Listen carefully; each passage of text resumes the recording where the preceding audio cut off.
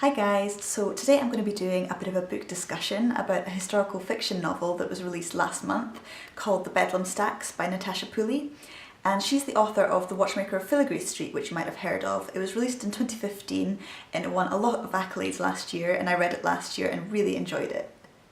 That book is really a steampunk historical fiction novel with dashes of fantasy mixed in, and that's something that I've come to realise I really enjoy in books, and I really enjoyed this one for a lot of the same reasons.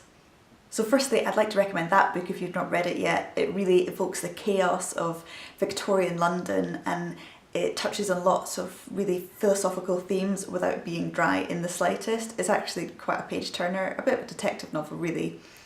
But anyway, I want to talk today a bit more about this novel, and I think Natasha Pulley has really established her writing style with this novel, which I think is really exciting for me to see what she writes next, because it's definitely my cup of tea. So I'm going to put this down because it's really heavy, but I just wanted to mention the cover as well, because isn't it just gorgeous? It's a lovely hardback edition with a cutout on the front and really lovely design inside as well. I found this novel really difficult to sum up neatly. I suppose at its most basic level it's a story about a man called Merrick Tremaine, who's in 1859 sent to Peru by the India Office to discover and bring back quinine, which is the only known cure for malaria, and it can be found from the cuttings of the cinchona tree. That's basically the description that it gives in the blurb of the book, and although those things do absolutely happen in the novel, it gave me slightly different expectations of what I was thinking I was going to get when I read it. Neither the quinine nor malaria plays a really direct role in the plot, and I thought the quest to discover it was largely symbolic, in my reading of it at least, but it did bring up lots of interesting themes of nation and the mythology of a nation and a culture, as well as really interesting points about language as well. And I want to talk about those ideas more, but I did just want to say that the plot is a bit difficult to describe, and I don't want you to have false expectations going into it, because although, you know, it is a quest to discover something, it's not sort of an epic adventure filled with excitement, and the moments that I enjoyed most in the novel were the sort of quieter, more introspective ones, although that maybe reflects more my taste in books than the merits of the novel itself. I think what this novel does expertly is tread the line between history and fantasy, and in some ways it is a historical novel based on incontrovertible facts, and some of the characters are modelled on real-life people who did travel to Peru to smuggle quinine. It is also very fantastical as it interweaves this factual recounting of history with the mythology of Peru at that time and the beliefs of many Peruvian people that stone shrines called marcayuk could actually move and interact with humans. I think the thing I took most from this novel was how it dealt with this intersection of history and fantasy, of reality and mythology, because although it's written by a Western contemporary author, it was not dismissive in any way of these old Peruvian beliefs. I think it's fair to say that the truth of history according to those who lived through it is often very different to the history we find in history books, because to many 19th century Peruvians the truth was that these stone shrines were alive, and although we as modern readers might scoff at that idea, it doesn't make it any less real to those who experienced it. The most interesting character to me in this novel was Raphael, who was Merrick's guide and translator while he was in Peru. He was fascinating to me because he acted as a bridge between two very different cultures: Merrick's English culture, which celebrates scientific advances where tree bark can cure malaria, and his Peruvian heritage, which is steeped in tradition and superstition and faith. You can clearly see in the novel his embarrassment at his fellow Peruvians' beliefs and his attempts to explain all these superstitions away to Merrick.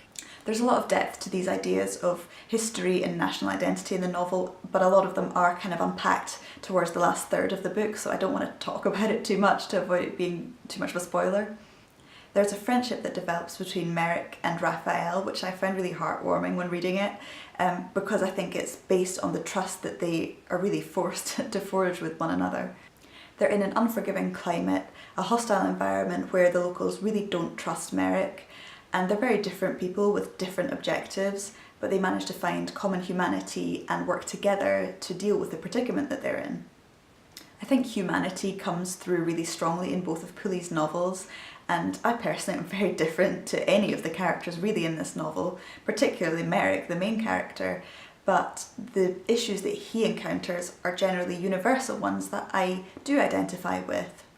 And I think her novels are largely about finding commonality with others rather than emphasising our differences, which I think overall is a pretty good message. Having said that, the novel doesn't shy away at all from depicting a society that's very different to 21st century Britain or the US, and importantly, it embraces those differences and it doesn't try to depict the Peruvian superstition as charming or backwards, but it really engages with the issues. Having said that, the novel doesn't shy away from depicting a society that's very different to 21st century Britain or the US, and it accepts those differences and accepts the Peruvian outlook on the world as much as the English one. It doesn't exoticize the Peruvian superstitions as charming or dismiss them as being backwards, but it fully engages with them. One of my favourite novels, 100 Years of Solitude by Gabriel Garcia Marquez, deals a lot with local superstition, and it's really a multi-generational epic, which I think in many ways this novel could also be described as. They are very different novels, of course, as Gabriel Garcia Marquez is Colombian and is writing about his own culture, whereas Natasha Pulley is a British woman who's writing not from experience but from research. I'd like to know your thoughts on authenticity, because I'm sure there are some people who would argue that she doesn't have a right to write about Peruvian identity because it's not something she's experienced herself, but I certainly found when I read it that she captured the time and the place beautifully. And admittedly, I've never been to Peru, I've never really learned Peruvian history, and I don't speak Quechua, which is the local language that many of the characters speak in this novel, but when I read it I really felt transported and I felt like I was gaining a lot of knowledge about that history and that environment. I think that Natasha Pulley's research was very thorough, and you can tell just in the writing that her level of knowledge is really deep, and that adds a huge amount to the novel. The novel is so rich in themes and motifs, characters and setting that I really can't do it justice in one video just talking about it, and to be honest I don't want to talk too much about all these ideas because it is much better just to read it for yourself.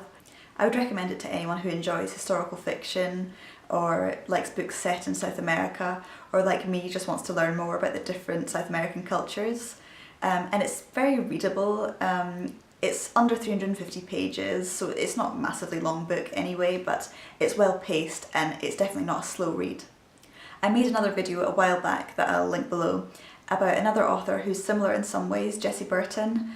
She's also a young British, highly educated female who writes historical fiction. They've both recently released their second novel following the massive successes of their first. And they're both very talented and really exciting new authors, so if you've not read any of Jessie Burton's novels, I'd really recommend them, and vice versa if you've not read any of Natasha Pulley's.